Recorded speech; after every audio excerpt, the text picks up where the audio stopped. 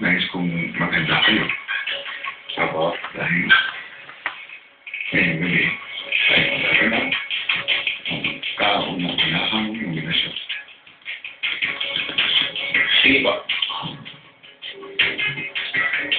Okay po kaya. Paglabas nito, ang ganda niyo pinabot ang balita sa mga kasama.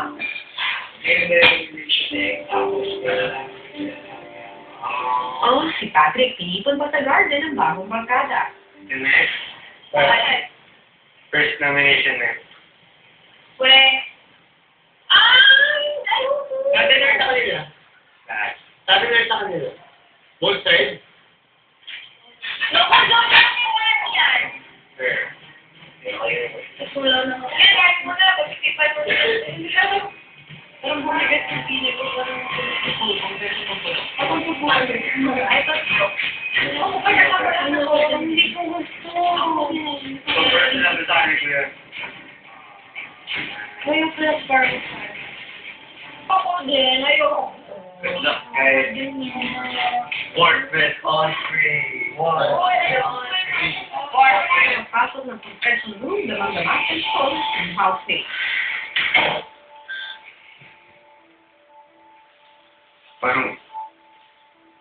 Parang natatakot po, tapos parang kinakabahan po. Hindi ka talaga.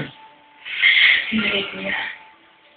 Natatakot po mag-make po, tsaka po ayoko lang po siya tutuman ng minute po. Hirapan din po siya. First time po mag-boot, kaya nahihirap po.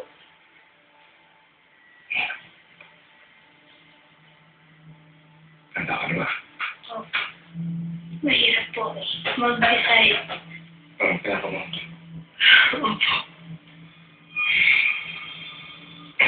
Si Devon, ipinaan ang telefon sa pagmamulot. Oo, nilimutan ako ni Auntie Shay. Mukhang debates ka. Ano po? Dahil sa decide, sinabi na rin na ang pangalan ng news ko. Medyo harsh ang environment. Most of the time, hindi siya nakakatulong sa mga gawaing bahay. Yung, parang like what he's doing right now, parang pinagsusuntok niyo po yung swing, which is sa tingin ko po, hindi naman po tamang gawin sometimes. Suplada po. It seems like she'd like to leave.